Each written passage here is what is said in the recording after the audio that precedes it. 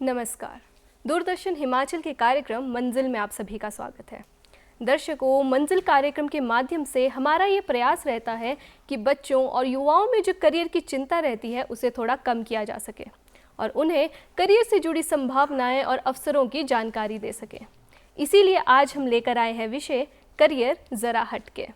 इसमें हम बात करेंगे कुछ अलग और कुछ हटके करियर ऑप्शंस की। इस विषय पर जानकारी देने के लिए आज हमारे साथ मौजूद है हेलियोस कोचिंग हिमाचल के संस्थापक अभिषेक चौहान जी। सर, आपका आज के कार्यक्रम में बहुत बहुत स्वागत है। धन्यवाद। सर, आज जैसे हम बात करने वाले कुछ हटके करियर ऑप्शंस की, तो हम जानना चाहेंगे आपसे कि अगर हम आज के समय की बात करें तो युवाओं में हटके करियर ऑप्शंस की क्या मायने हैं उनके लिए? देखिए, सबसे पहले तो हमें समझना पड़ेगा कि सरकारी जॉब्स धीरे धीरे कम होती जा रही हैं जी। और इसके अलावा सबसे बड़ी ह्यूमन नीड होती है फ्रीडम जी। तो अगर आप हट के करियर करेंगे, अपना बिजनेस करेंगे, एंटरप्रेन्योरशिप करेंगे तो आपको फ्रीडम मिलेगी, अपना टैलेंट आपको दिखाने का एक मौका मिलेगा जी। तो इसलिए ज़रूरी है कि हम सभी एक ही प्रतिस्पर्धा में ना दौड़ जाएं। जैसे मेडिकल इंजीनियरिंग हो गया या एडमिनिस्ट्रेटिव सर्विसेज हो गए, तो इनके अलावा भी और बहुत सारे एवेन्यूज़ हैं जो हम तलाश कर सकते हैं और उनमें अच्छा कर सकते हैं। जी। तो जैसे हम बात करें करियर की, तो करियर चूज़ कैसे कर सकते हैं? जैसे आजकल हम युवाओं की बात करें या बच्चों की बात करें, वो कैसे ये चूज़ कर सकते हैं कि उनके लिए बेस्ट क्या है? देखिए, सबसे पहले तो हमें स्वयं को जानना पड़ेगा, जी। अपनी स्ट्रेंथ, वीकनेस और इंटरेस्ट एरिया को जानना पड़ेगा। उसके बाद में हमें जानना पड़ेगा कि अपॉर्चुनिटीज़ क्या क्या हो सकती हैं। जी। एंड हम काफ़ी फॉर्चुनेट है कि 21st सेंचुरी में हमारे पास इतने साधन है, संचार के, इंटरनेट है, कम्युनिकेशन है, एवरीथिंग। सो हम बहुत सारी जानकारी ले सकते हैं।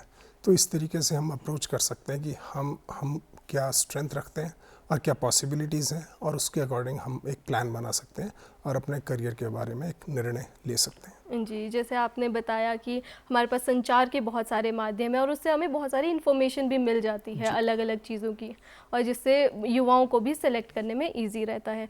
तो अगर हम शुरुआत की बात करें तो किस तरह से शुरुआत की जा सकती है अपने करियर की? देखिए, ये डिसीज़न सबसे पहले डिपेंड करेगा पेरेंट्स के ऊपर। अगर पेरेंट्स में अवेयरनेस है तो वो अपने बच्चों को गाइड कर सकते हैं, उन्हें ऑप्शन दे सकते हैं 5 या 6 या जितनी भी। उसके बाद बच्चे को जिसमें इंटरेस्ट आएगा, बच्चा धीरे धीरे बचपन से उन चीज़ों में अपने इंटरेस्ट को परस्यू करता जाएगा, और इंटरेस्ट एक सर्टेन लेवल के बाद में आपका प्रोफेशन भी बन सकता है। तो पेरेंट्स का रोल सबसे इम्पॉर्टेंट है। दूसरा, बच्चों को भी रियलाइज़ करना पड़ेगा कि इंटरनेट और जो सोशल मीडिया है वो दो धारी तलवार है। ये हमें जानकारी भी देता है, इसमें हम अपना बहुत सारा समय व्यय भी करते हैं, नष्ट भी करते हैं। सो हमें पॉजिटिवली इसको देखना है और इसकी जो भी जानकारी है अवेलेबल, उसको हमने यूटिलाइज़ करना है और चीज़ों को समझना है। जी, ये आपने बहुत अच्छी बात कही कि बच्चों को और पेरेंट्स को ये समझने की ज़रूरत है कि हमारे पास ऑप्शंस तो बहुत सारे हैं, लेकिन उसको बच्चों तक सही ऑप्शन को कैसे पहुंचाना है। जी। तो करियर बनाने के लिए जो गैर प्रतियोगी परीक्षाएं हैं, उनसे परे क्यों हमें सोचना चाहिए? हम उन्हीं के बारे में क्यों नहीं सोचना चाह रहे हैं? देखिए, एज ए ह्यूमन बीइंग हम सबका पोटेंशियल अलग है। जी, बिल्कुल। हम बहुत अलग हो सकते हैं अपनी क्षमताओं में, अपने इंटरेस्ट में, रुचियों में। तो हमें वही चीज़ करनी चाहिए जहाँ पे हम स्ट्रांग हैं, तभी हम अपना बेस्ट कर पाएंगे और जीवन में सेटिस्फाइड भी रहेंगे। अगर सभी लोग मेडिकल और इंजीनियरिंग की तरफ जाएंगे तो बेस्ट टैलेंट जो है वो शायद उसमें क्वालिफाई कर पाए, अच्छा कर पाए, लेकिन काफ़ी लोग रह जाएंगे, शायद 99% से ज़्यादा रह जाएंगे। इसका मतलब ये नहीं है उनमें टैलेंट नहीं है, उनमें टैलेंट है, लेकिन वो ऐसी दिशा में दौड़ पड़े हैं जहाँ पे सभी जा रहे हैं। वो ये नहीं देख पा रहे कि उनका इंटरेस्ट कहाँ पे है, वो कहाँ पे अच्छा कर सकते हैं। IAS या HS से भी अच्छा कर सकते हैं, या डॉक्टर या इंजीनियर से भी बेहतर कर सकते हैं। जी, हो सकता है उनकी जो स्पर्धा है, जो उनमें टैलेंट है, वो किसी और फील्ड के लिए बेहतर है। जी। और इनकेस कुछ लोग कामयाब भी हो जाए इन चीज़ों में, तो वो अपने करियर को एंजॉय नहीं कर पाएंगे, सेटिस्फाइड होंगे नहीं। हमें ये देखना है कि जो चीज़ हमें पैशनेट बनाए, सेटिस्फाई करे, उस चीज़ में जाएंगे तो हम बेहतर कर पाएंगे। जी। तो जैसे हम अलग करियर ऑप्शन की बात कर ही रहे हैं, तो ऐसे कौन कौन से हटके या फिर गैर परंपरागत जो करियर ऑप्शंस है वो कौन कौन से हो सकते हैं? देखिए, हम कुछ एक्सट्रीम को डिस्कस करते हैं, जैसे एग्रीकल्चर एक ऑप्शन हो सकता है। उसके अलावा हम जो है सोशल मीडिया के ऊपर बहुत अच्छा काम कर सकते हैं। इसके अलावा हम ट्रेडिंग भी कर सकते हैं, और अगर बिल्कुल लेटेस्ट देखेंगे तो AI और कोडिंग की तरफ भी हम अग्रसर हो सकते हैं। तो अगर थोड़े से समय में डिस्कस करना हो तो ये 3-4 ऑप्शन हम डिस्कस कर सकते हैं। जी बिल्कुल, आपने जैसे बोला हम ज़रूर ये इन पॉइंट्स को विस्तार से डिस्कस करेंगे। तो सबसे पहले मैं आपसे स्टॉक मार्केट, जो आपने निवेश की बात की, उसके बारे में जानना चाहेंगी कि इन्वेस्टमेंट क्या है, उसको कैसे बच्चे सीख सकते हैं और क्या कर सकते हैं इसमें आगे। देखिए, इन्वेस्टमेंट और ट्रेडिंग 2 अलग चीज़ें हैं जी। लेकिन हमारे समाज में, पूरे परिवेश में जी। इसके बारे में बहुत सारी भ्रांतियाँ हैं जी, कि ये सट्टा है और इसमें जो है हम कुछ कर नहीं पाएंगे या इसमें पैसे का लॉस होगा। जी बिल्कुल। लेकिन देखिए, किसी भी क्षेत्र में हम जाते हैं, अगर उसका ज्ञान नहीं है, अगर हमें गाड़ी चलाना नहीं आता है, हम गाड़ी पे बैठ जाएंगे और एक्सीलरेट कर देंगे तो एक्सीडेंट होना जो है वो अवश्यंभावी है। जी बिल्कुल। वैसे स्टॉक मार्केट में है तो चाहे आप इन्वेस्टमेंट करें या ट्रेडिंग करें, आपको उसकी जानकारी होनी चाहिए, लंबे समय से आप उसका अध्ययन करें, उसके बाद इसमें आप जाएंगे तो निश्चित ही आप अच्छी सफलता पा सकते हैं। और साथ में हमें ये भी समझना होगा कि इन्वेस्टमेंट जो है वो एक लंबे अंतराल के लिए आप पैसा मार्केट में लगाते हो और मार्केट जो है वो इकोनॉमी के ऊपर डिपेंडेंट है। इकोनॉमी नॉर्मली ग्रो करेगी over a long period of time, तो मार्केट भी ग्रो करेगी और आपका पैसा भी ग्रो करेगा। लेकिन जहाँ तक ट्रेडिंग की बात है, ट्रेडिंग बहुत ही शॉर्ट टर्म का है। अगर हम समझे इन्वेस्टमेंट एक मारुति की कार चलाने जैसा है तो ट्रेडिंग एक फरारी चलाने जैसा है। दोनों चीज़ों में पैसा बनता है, दूसरी चीज़ में तेज़ बनता है, पर उसमें स्किल, एक्सपीरियंस, नॉलेज भी बहुत सॉलिड चाहिए। जी। तो हमें ये डिसाइड करना है कि कौन सी चीज़ हमारी पर्सनैलिटी को, हमारी पॉकेट को सूट करती है। जी। उसके बाद उस चीज़ में हम आगे जा सकते हैं। जी, जैसे आपने बोला कि स्किल और नॉलेज होना बहुत ज़रूरी है दोनों चीज़ों के लिए, तो किस तरह की स्किल्स इसमें ज़रूरी होती है, किस तरह की नॉलेज बच्चों को या फिर किसी को भी इन जनरल अगर हम लोगों की बात करें तो किस तरह की नॉलेज उनको लेना बहुत ज़रूरी है ट्रेडिंग या इन्वेस्टमेंट में अगर वो जाना चाहते हैं? देखिए, अगर शुरुआत से बात करें तो घर का फाइनेंशियल मैनेजमेंट कैसे चलता है ये उनको पता होना चाहिए। उसके अलावा इकोनॉमी कैसे, आर्थिकी कैसे काम करती है, कैसे ग्रो करती है, उसका पता होना चाहिए। उसके बाद आर्थिकी के सेक्टर कौन से हैं, जैसे आईटी हो गया, बैंकिंग हो गया, इसके अलावा फाइनेंशियल सर्विसेज हो गया, ऑटोमोबाइल्स हो गए। तो ऐसे जो भी 7-8-10 सेक्टर्स हैं उनके बारे में ज्ञान होना चाहिए। फिर अगले स्तर पे आपको उनकी कंपनीज़ के बारे में ज्ञान होना चाहिए। मेजर कंपनीज़ कौन सी हैं, उनके प्लान्स क्या हैं, वो 3-4-5 साल में क्या कर सकते हैं, टेक्नोलॉजी से उनको कितना अफेक्ट हो रहा है, नहीं हो रहा है, इंटरेस्ट रेट से उनको क्या फ़र्क पड़ रहा है। तो धीरे धीरे मैक्रो इकोनॉमी और माइक्रो इकोनॉमी वो हमें समझनी पड़ेगी। जितना हम जल्दी स्टार्ट करेंगे उतना बेहतर समझेंगे। सो बचपन से मेरे ख्याल पेरेंट्स इस चीज़ में बच्चे को गाइड कर सकते हैं और ऑनलाइन रिसोर्सेज का भी यूज़ किया जा सकता है जो कि फ्री है। तो उससे ऐसा होगा कि जो ऑनलाइन हम सोशल मीडिया पे टाइम लगाते हैं उसकी बजाय हम ऐसे इंटरेस्टिंग चीज़ में लगा सकते हैं जो प्रोडक्टिव भी है और लंबे समय में बच्चे को हेल्प मिलेगी। ये पहला स्टेज हो गया। दूसरा स्टेज हो सकता है कि एजुकेशन वैसी ली जाए कि यानी 12th के बाद आप कॉमर्स करें या ग्रेजुएशन के बाद आप MBA करें या CA करें, CFA करें, NSC के कोर्सेज करें। तो इस तरीके की बहुत सारी डिप्लोमाज हैं, सर्टिफिकेशंस हैं, वो आप कर सकते हैं। तो आप टेक्निकली और फॉर्मली भी सुदृढ़ होंगे इस चीज़ में काम करने के लिए। जी, तो जैसे आपने बताया कि किस तरह से इन्वेस्टमेंट में आगे जा सकते हैं, उनको किस तरह से रिसर्च करना चाहिए, किन किन चीज़ों की जानकारी लेनी चाहिए। तो अगर हम आगे बढ़ के अगर हम एग्रीकल्चर की बात करें तो हमें एग्रीकल्चर में हमें खेती बाड़ी ही ज़्यादातर पता होती है, तो उसके अलावा गैर परंपरागत जो अवसर है वो क्या क्या है एग्रीकल्चर सेक्टर में?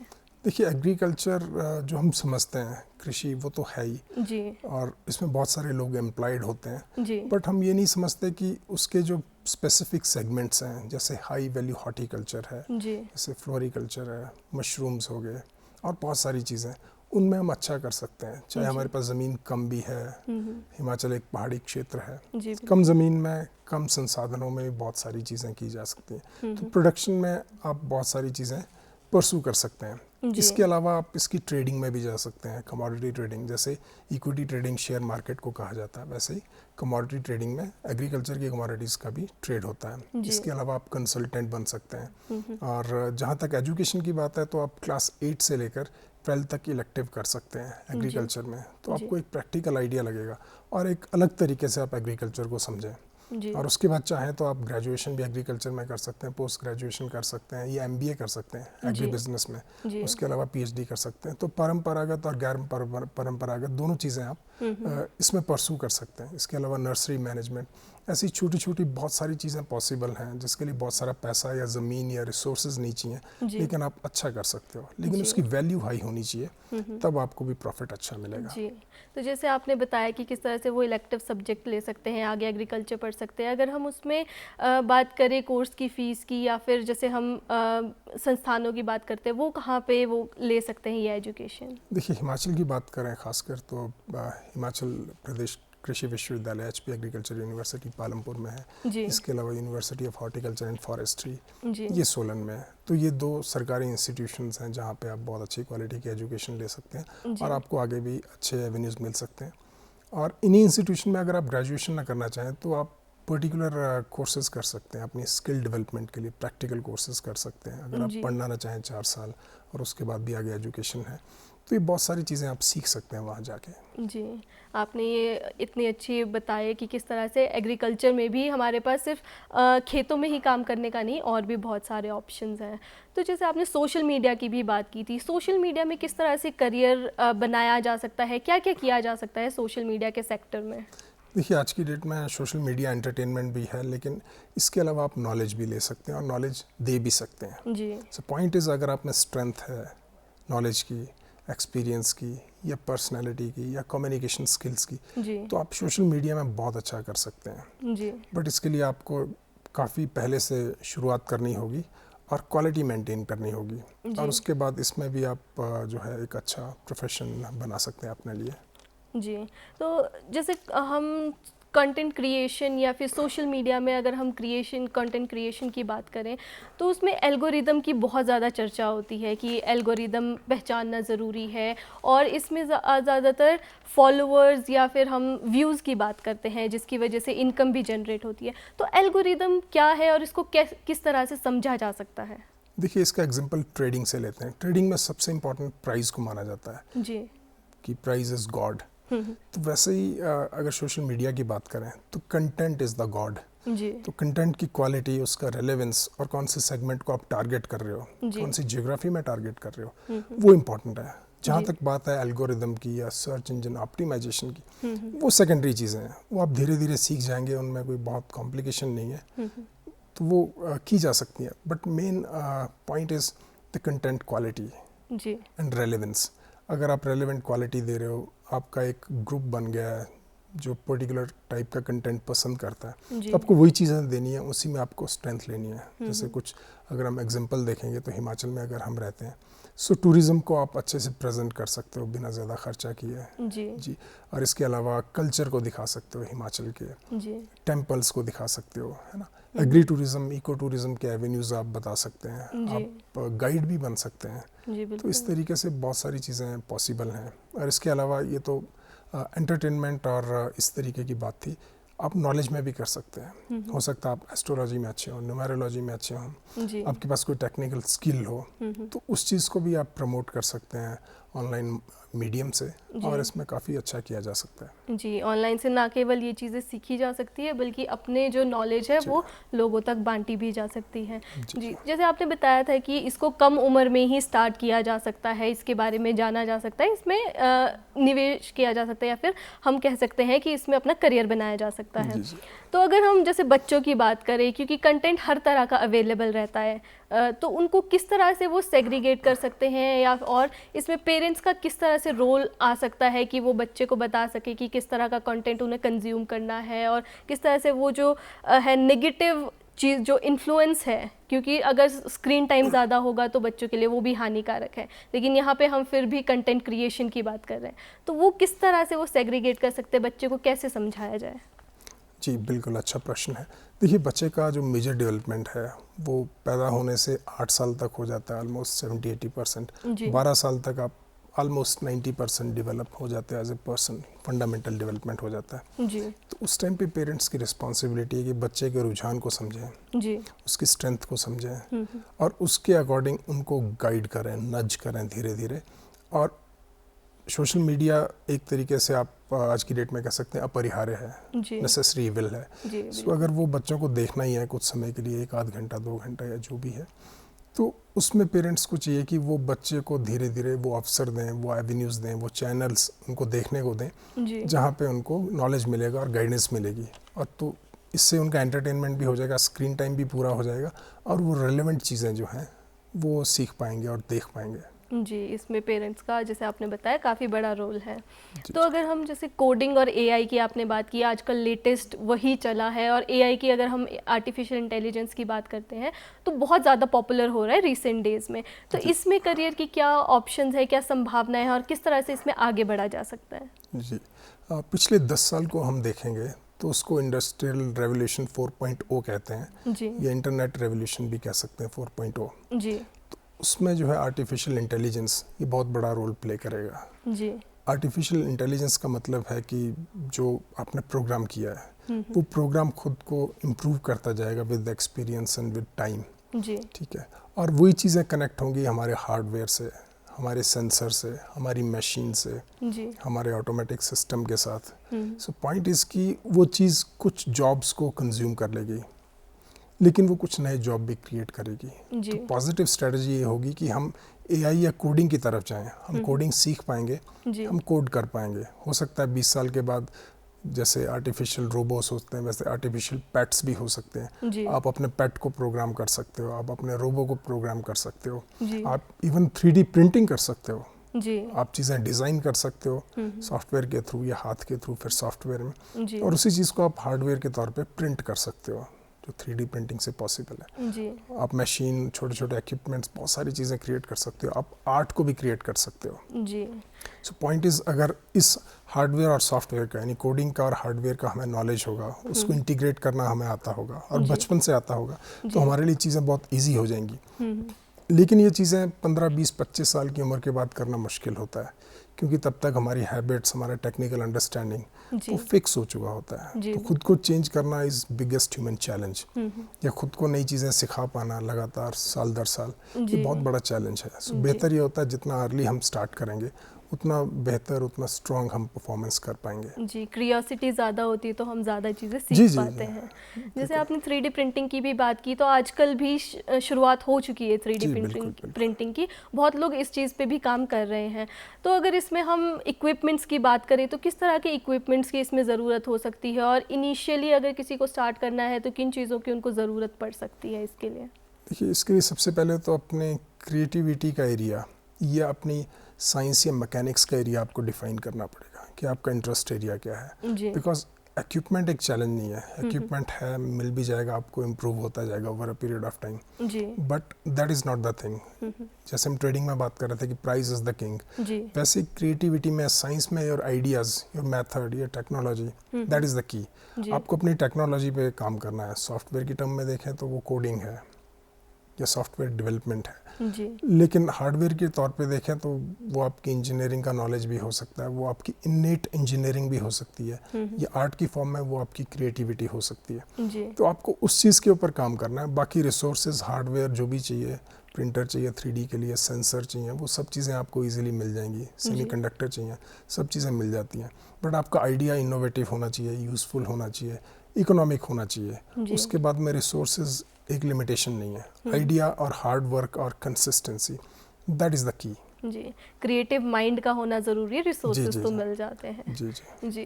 तो जैसे अभी एआई की बात हो ही रही है, आर्टिफिशियल इंटेलिजेंस की, तो इसमें 2 चीज़ें आती है। एक तो हम बात कर रहे हैं कि इसमें करियर कैसा बनाया जाए, और दूसरा एक ये भी प्रश्न आता है कि कहीं आने वाले समय में एआई ह्यूमन को रिप्लेस ना कर दे। तो इस चीज़ को कैसे बैलेंस किया जा सकता है, और कैसे जो युवा है या फिर जो बच्चे हैं जो इस चीज़ से शायद डर गए होंगे कि कहीं हमें रिप्लेस ना कर जाए, हमें जॉब कैसे आगे मिलेगी, तो वो किस तरह से इसमें आगे बढ़ सकते हैं?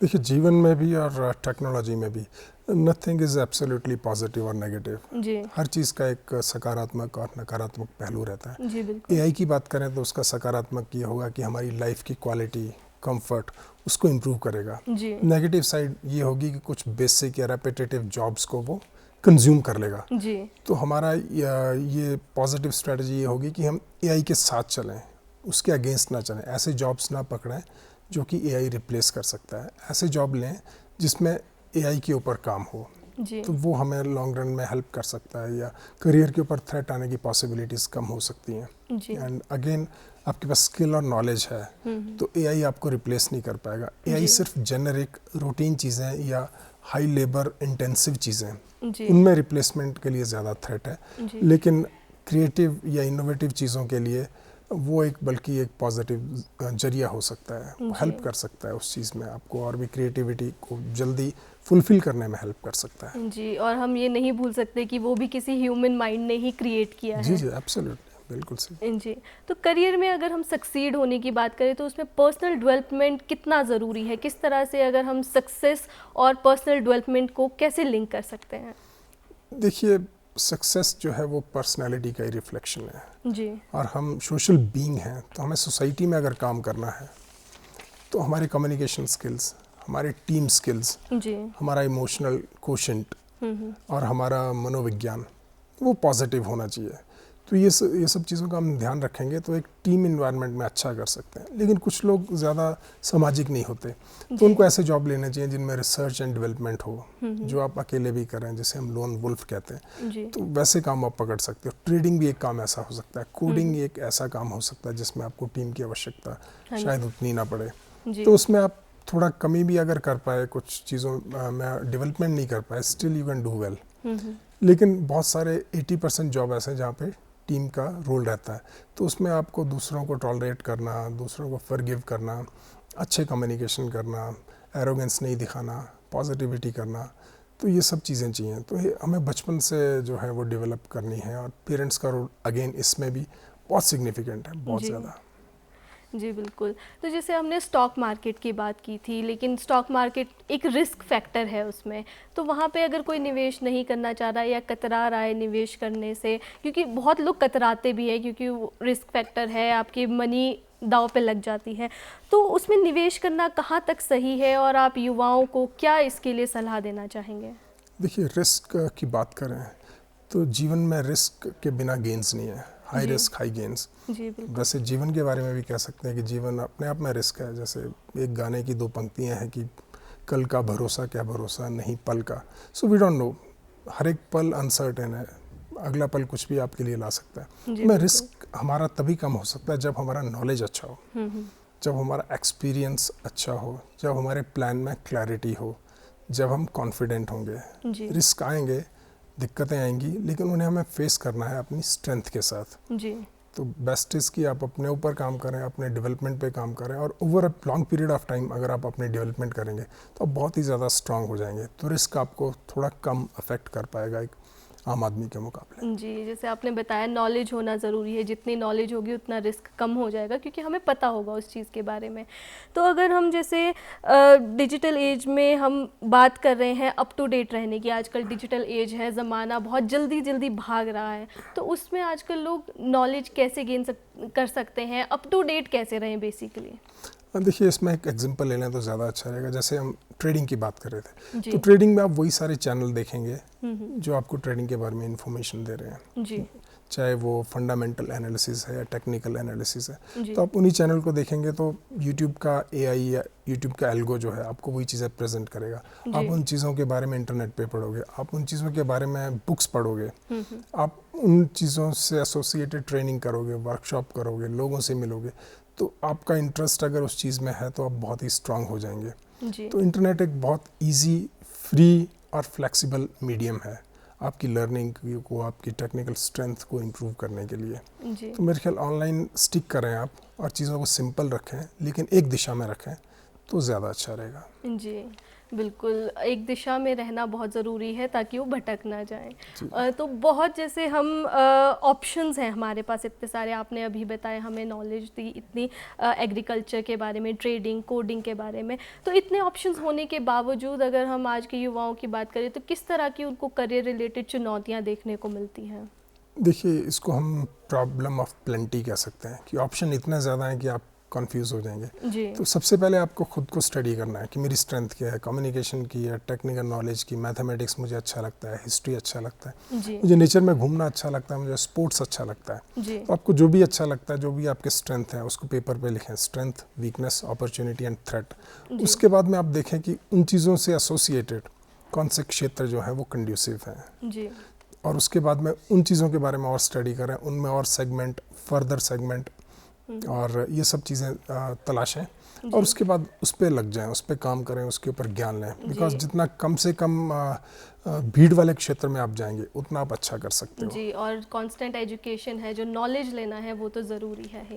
सर, जी। आपने इतनी महत्वपूर्ण जानकारी करियर के ऑप्शन से रिलेटेड हमारे दर्शकों को दी और यहाँ आने के लिए समय निकाला, उसके लिए आपका बहुत बहुत धन्यवाद। Thank you so much. तो दर्शकों, आज के कार्यक्रम में हमने जाना कि किस तरह से आपके पास और भी बहुत सारे करियर ऑप्शंस हैं, किस तरह से उन करियर ऑप्शंस में आगे बढ़ा जा सकता है। तो हमें यकीन है कि आप इस जानकारी से लाभान्वित होंगे। आज के कार्यक्रम में केवल इतना ही। हमें इजाज़त दीजिए, फिर मुलाकात होगी एक अगले अंक में। नमस्कार।